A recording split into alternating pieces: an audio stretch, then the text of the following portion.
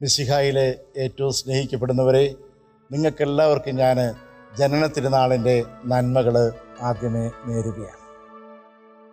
സന്തോഷത്തിൻ്റെയും പ്രകാശത്തിൻ്റെയും സമാധാനത്തിൻ്റെയും തിരുനാളാണ് ക്രിസ്തുമസ്. ക്രിസ്തു ജനിച്ചപ്പോൾ മത്തായിയുടെ സുവിശേഷം 2-ാം അധ്യായം 2-ാമത്തെ വാക്യത്തിൽ നാം കാണുന്നു, ഒരു പ്രകാശം പരത്തുന്ന നക്ഷത്രം ഉദയം ചെയ്തു എന്ന്. ക്രിസ്തു മരിക്കുമ്പോൾ സൂര്യൻ അതിൻ്റെ കിരണങ്ങളെ മറയ്ക്കുന്നതായി, ലോകം മുഴുവൻ അന്ധകാരത്തിലാകുന്നതായി നമുക്ക് കാണുവാൻ സാധിക്കും.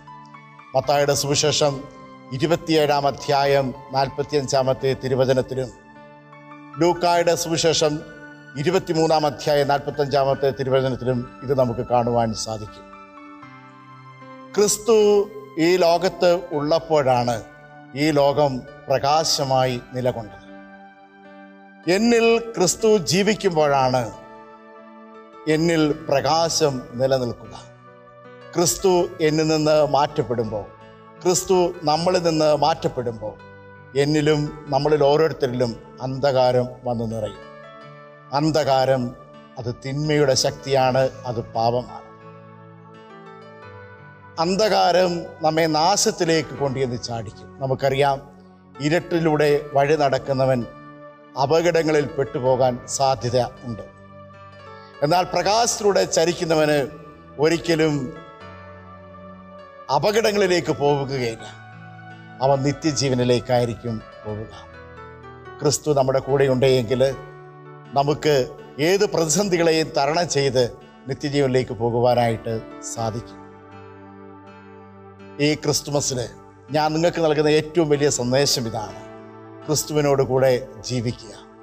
ക്രിസ്തുവിനോട് കൂടെ ജീവിക്കണമെങ്കിൽ സ്വാർത്ഥത വെടിയുവാൻ നമുക്ക് സാധിക്കണം. സ്വാർത്ഥതയാണ് ഏറ്റവും വലിയ പാപം. ഞാനെന്ന ഭാവം അത് പങ്കുവെക്കാത്ത മനോഭാവമാണ്.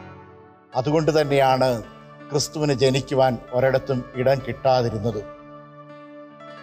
പരിശുദ്ധ കന്യകമറിയാമും യൗസേപ്പ് പിതാവും മുട്ടി വിളിച്ചിടത്തൊക്കെ വാതിലുകൾ കൊട്ടി അടയ്ക്കപ്പെട്ടു. കാലിത്തൊഴുത്തിൽ ക്രിസ്തുവിന് ജനിക്കേണ്ടി വന്നു. എന്നിൽ സ്വാർത്ഥത നിറയുമ്പോൾ മറ്റുള്ളവരുടെ മുമ്പിൽ ഞാൻ വാതിലുകൾ കൊട്ടി അടയ്ക്കപ്പെടും. ഇവിടെ അന്ധകാരം എന്നിൽ വ്യാപിക്കും.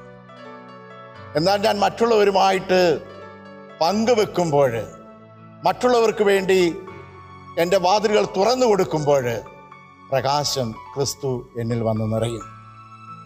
ഈ ക്രിസ്തുമസിൽ നമുക്കൊരു പ്രതിജ്ഞ എടുക്കാം: മറ്റുള്ളവരുമായി സ്നേഹം നമുക്കുള്ളത് പങ്കുവെക്കാം, കരുണയുള്ള മക്കളായി തീരാം. അങ്ങനെ ഈ ക്രിസ്മസ് നമുക്കൊരനുഭവമാകട്ടെ. എല്ലാവർക്കും നന്മ നിറഞ്ഞ ക്രിസ്മസ് ആശംസിക്കുന്നു.